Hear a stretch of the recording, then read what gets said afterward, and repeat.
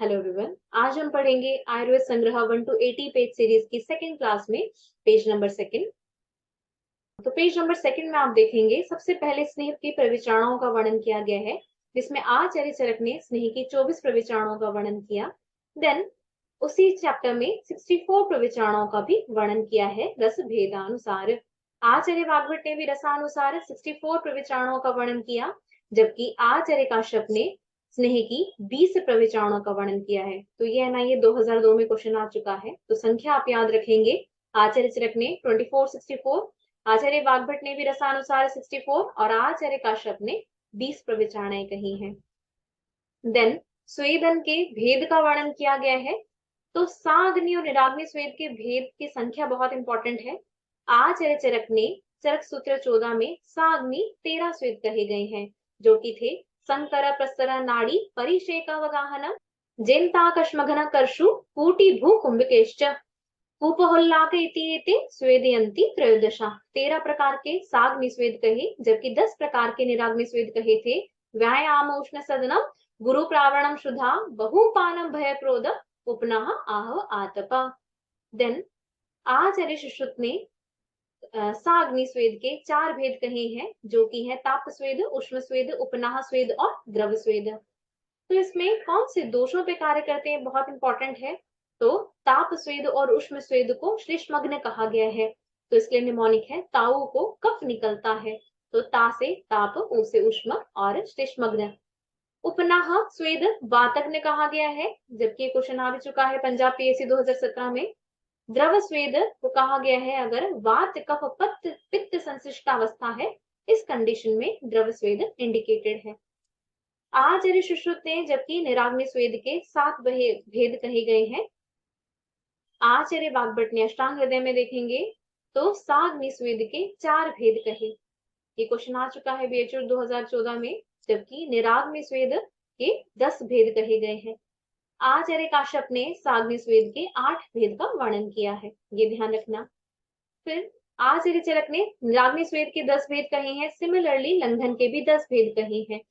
तो दोनों में आप देखोगे तो कॉमन है व्यायाम और आतप, जबकि आप देखेंगे लंघन में उपवास का वर्णन किया और निराग्नि स्वेद में शुद्धा का वर्णन किया है, तो ये आप ध्यान रखना। देन उपनाह को आचार्य चरक ने साग्नि स्वेद माना, जबकि आचार्य सुश्रुत ने निराग्नि स्वेद कहा, जबकि आचार्य चक्रपाणी ने उपनाह को साग्नि और निराग्नि दोनों ही माना। अष्टांग संग्रह ने 8 उष्ण स्वेद का वर्णन किया है, जो कि है पिंड, संकर, नाड़ी, घनाश्म, कुंभी, कूप, कूटी, चिंताक। आचार्य काश्यप ने 8 स्वेद कहे हैं, जो कि है हस्त स्वेद, प्रदेह, नाड़ी, प्रस्तर, संकरा, उपनाह, अवगाहश्च, परिशेक तथा अष्टम। जबकि याद रखना मोस्ट कॉमन क्वेश्चन बनता है, हस्त स्वेद कहा है उन्होंने, जातस्य चतुरो मासान हस्त स्वेद प्रजायते। तो 4 मास तक के लिए बालक के लिए हस्त स्वेद कहा, जबकि 6 वर्ष के बालक के लिए उन्होंने पट्ट स्वेद का वर्णन किया, ये ध्यान रखेंगे। देन एआईपीजीटी 2018 में क्वेश्चन बना था कि अनाग्नि निराग्नि स्वेद किसमें निर्देशित किया गया है। तो आचार्य वाग्भट ने अष्टांग हृदय सूत्र 17 में वर्णन किया है कि वाते मेद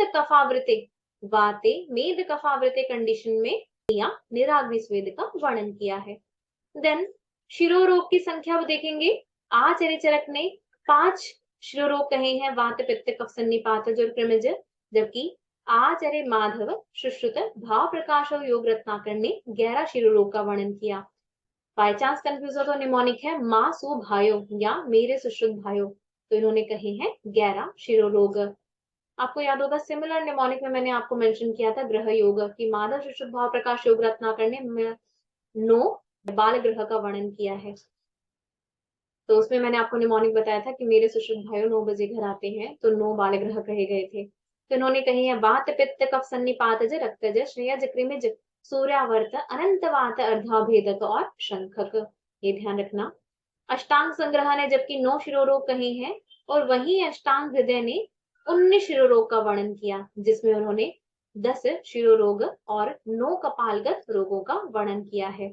10 शिरोरोग में उन्होंने वात शिरोरोग, शिरोकंप, शिरो अभिताप 5 प्रकार के कहे हैं, तज, कफज, रक्तज, सन्निपातज और कृमिज।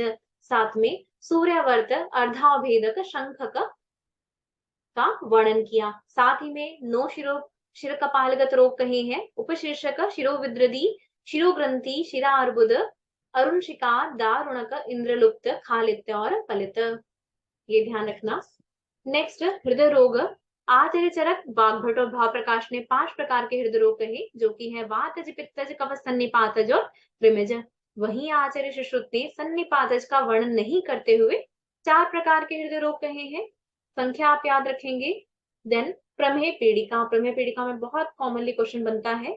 तो आचार्य चरक ने 7 प्रकार की प्रमेह पीड़िका कही है, जो कि है शराविका, कच्छपिका, जालिनी, सरस्वती, अलजी, विंता और विद्रदी। जिसमें उन्होंने शकजा निमोनिक से याद रखना कि शराविका, कच्छपिका, जालिनी को कृत साध्य कहा है, क्योंकि अतिबला प्रभूत श्लेष्ममेध होने के कारण प्रभूत श्लेष्ममेध कंडीशन में उन्होंने जो है इन्हें कृत साध्य कहा। वही साव करके याद रखना कि एसएवीवी, सरस्वती, अलजी, विंता, विद्रदी इन 4 प्रमेह पीड़िकाओं को साध्य कहा है, क्योंकि उनमें पित्त प्रधानता या पित्तौलपना कंडीशन होती है। आचार्य काश्यप ने 8 प्रकार की प्रमेह पीड़िकाओं का वर्णन किया है, चरकोक्त 7 और साथ में अरुणशिका। तो आचार्य सुश्रुत और वाग्भट ने 10 प्रकार की प्रमेह पीड़िका कही है, चरकोक्त 7 अलॉन्ग विद मुसूरिका, पुत्रिणी और विदारिका। निमोनिक है सुश्रुत की मासूम पुत्री विदा हुई, तो इससे याद रखना मासूम से मसूरिका, पुत्री से पुत्रिणी, विदा से विदारिका। भोज ने 9 प्रकार की जो है प्रमेह पीड़िकाओं का वर्णन किया, जिसमें उन्होंने विंता का वर्णन ना करके मसूरिका की जगह कुलत्थिका का वर्णन किया। तो आप याद रखना कि सुश्रुत वाग्भट को तो मसूर की दाल पसंद है, जबकि आचार्य भोज को मसूर की पसंद ना होकर कुलत्थ की दाल पसंद है। तो इस तरह आप याद कर सकते हैं। नेक्स्ट आप देखोगे शोथ के उपद्रव। तो यहां से भी क्वेश्चन बनता है। आचार्य चरक ने 7 प्रकार के शोथ उपद्रव कहे, ज्वर, अरुचि, तृष्णा, वमन, अतिसार, दौर्बल्य और श्वास। तो ये पीजीटी 2018 के लिए एग्जाम में भी क्वेश्चन बना था। तो कई प्रकार से क्वेश्चन बन सकता है कि कितने शोथ के उपद्रव कहे हैं, किनका वर्णन किया है या नहीं है, तो वो अलग अलग ऑप्शन बन सकता है। निमोनिक है जात, वाद, श्वास। ठीक है, जे से ज्वर, अरुचि, टी से तृष्णा, वी से वमन, ए से अतिसार, डी से दौर्बल्य और श्वास। आचार्य सुश्रुत ने इन 7 के साथ कास और हिक्का का भी वर्णन किया, तो उन्होंने कही है 9 शोथ के उपद्रव। ये आप ध्यान रखेंगे। नेक्स्ट अंतविद्रदी। तो अंतविद्रदी के स्थान आप याद रखेंगे कि आचार्य चरक ने 9 कहे हैं, जबकि आचार्य सुश्रुत ने 10 प्रकार की अंतविद्रदी कही, जिसमें उन्होंने बुधा को एक्स्ट्रा मेंशन किया है। क्लियर। अग्रह संग्रह। तो आप जानते हैं आचार्य चरक ने 152 अग्रह द्रव्यों का वर्णन किया है, जबकि अष्टांग संग्रह में 155 अग्रह द्रव्यों का वर्णन किया है, और अष्टांग हृदय ने 55 जो है अग्रह द्रव्यों का वर्णन किया। देन कल्पनाएं बताई गई हैं। तो कषाय कल्पनाओं में आचार्य चरक ने 5 प्रकार की कषाय कल्पना कही है, सुरस, कल्क, श्रित, शीत, पांट। जबकि आचार्य सुश्रुत ने शीर कल्पना को इंक्लूड करते हुए 6 कल्पनाएं कही, और आचार्य काश्यप ने चरकोक्त 5 के साथ चूर्ण और अभिशव को इंक्लूड करते हुए 7 कषाय कल्पनाओं का वर्णन किया। ये आप ध्यान रखना। चूर्ण एक शुष्क कल्पना है, जबकि अभिशव एक मध्य कल्पना है। ठीक है। देन मधु के भेद। तो मधु के भेद से क्वेश्चन बन जाता है। आचार्य चरक ने 4 प्रकार कहे हैं, माक्षिक, पौतिक, भ्रामर और शूद्र। वहीं इनके वर्ण से भी क्वेश्चन बनता है, मैजिक फॉलोइंग करके भी क्वेश्चन बन सकता है। तो माक्षिक है तैल वर्ण का, पौतिक है घृत वर्ण का, भ्रामर है श्वेत वर्ण और शूद्र है कपिल वर्ण। तो इसको याद रखने का तरीका है कि मक्खी है तेल में, ये ना आप इमेजेस के थ्रू थोड़ा आपको जो है मेमोराइज होगा कि मक्खी है तेल में, पोते ने घी खाया, और श्वेता को भ्रम है कि कपिल के पास शूद्र है। शूद्र जो छोटी मक्खियों के द्वारा मधु बनता है। दो अगेन मक्खी है तेल में, तो पोते ने घी खाया। ठीक है। और श्वेता को भ्रम है कि कपिल के पास शूद्र है, तो ये बच्चा कपिल है और ये लड़की श्वेता है। ठीक है। देन तो इनके वर्ण इंपॉर्टेंट है। आचार्य सुश्रुत ने चरकोक्त 4 के साथ दाग करके आप निमोनिक याद करना कि 4 अन्य कहे हैं, दाल, आहार्य, आधर्य, औद्यालक और छात्र। क्लियर। देन आहार भेद अगर देखते हैं तो आचार्य चरक ने 4 प्रकार से बताया है। आशित, खादित, पीत और लीड। आचार्य भावप्रकाश ने 6 आहार भेद कहे, जबकि आचार्य शारंगधर ने 6 प्रकार से आहार भेद का वर्णन किया है। चौष्य चव्य को वर्णन करते हुए अन्य 4 प्रकार से आशित, पीत, लीड, खादित कहे। देन एक और इम्पोर्टेंट टॉपिक है कुक्षी के भेद। तो आचार्य चरक ने त्रिविध कुक्षी विमान में 3 प्रकार से कुक्षी के भेद कहे हैं, जिसमें 1/3 में 1/3 में मूर्त आहार विकार का स्थान कहा, 1/3 में द्रव आहार विकार का स्थान कहा, वहीं अन्य 1/3 में वात पित्त का स्थान कहा है। तो ये आप देख सकते हैं आचार्य ने कहा था। देन आचार्य वाग्भट ने 4 कुक्षी के भेद कहे हैं, जिसमें एक में उन्होंने पान का स्थान कहा है। देन एक पार्ट में वात आदि दोष, पवन आदि नाम आश्रय, और 2 पार्ट उन्होंने अन्न के लिए कहा। तो श्लोक में मेंशन किया है, अन्नेन कुक्षे द्वांशो पानेन एकम प्रपूरयेत आश्रयम पवनादि नाम चतुर्थम अवशेषयेत। ठीक है, तो ये ध्यान रखोगे। अष्टांग संग्रह और अष्टांग हृदय दोनों ने सिमिलर कहा है, क्योंकि आचार्य काश्यप ने 4 कुक्षी के भेद कहे हैं, तो उन्होंने ऑलमोस्ट सिमिलर कहा, लेकिन उन्होंने पवन आदि के आश्रय की जगह वायु संचरणार्थ एक भाग का वर्णन किया है। Is it clear? नेक्स्ट, शुक्र दोष। तो आचार्य चरक ने 8 प्रकार के शुक्र दोष कहे हैं। अष्टोरेतो दोषा इति तनु शुष्कम पेनिलम श्वेत पूति अति पिच्छलम अन्य धातुपहितम और अवसादी। तो क्वेश्चन बन चुका है कि अवसादी शुक्र दोष का वर्णन किस आचार्य ने किया? तो वो किया है आचार्य चरक ने। जबकि आचार्य सुश्रुत ने शारीर स्थान के दूसरे अध्याय में शुक्र दोषों का वर्णन किया है। तो पर्टिकुलर क्लियर उन्होंने नंबर मेंशन नहीं किया, लेकिन उन्होंने बताया है वात वर्ण वेदना वातेन, कि वात के कारण जो है वात शुक्र दोष, पित्त से पित्तज श्लेष्म वर्ण वेदनम श्लेष्मणा कुणपगंधी अनल्पम च रक्तेन। तो रक्त में उन्होंने जो पर्टिकुलर फीचर कहा है कि कुणपगंधी होता है और अनल्प होता है।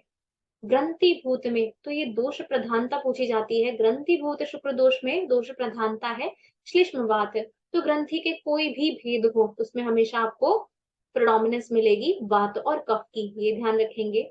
पूतिपूय में कहा है पित्त श्लेष्मा, तो याद रखना पूतिपूय शुक्र दोष में पित्त श्लेष्मा की प्रधानता है, जबकि क्षीण शुक्र दोष में कहा है प्रागुक्तम पित्त मारुताभ्याम। क्षीण दोष में पित्त मारुत मतलब वात और पित्त। देन मूत्र पुरीश ग्रंथि में उन्होंने कहा है सन्निपातज दोषों की प्रोडोमिनेंस होगी। बाय चांस अगर भूल जाओ तो कुणपगंधी इजीली याद रहेगा, रक्त की प्रधानता है। देन ग्रंथिभूत सभी भेदों में हमेशा कफ और वात की प्रधानता होती है। पूतिपूय पीके और क्षीण कौन? वीआईपी क्षीण हुआ। तो वीआईपी मतलब वात पित्त, याद रखना वीपी अगर आप प्रोडोमिनेंस रखें तो वात पित्त क्षीण, और मूत्र पुरीश ग्रंथि में उन्होंने सन्निपातज माना।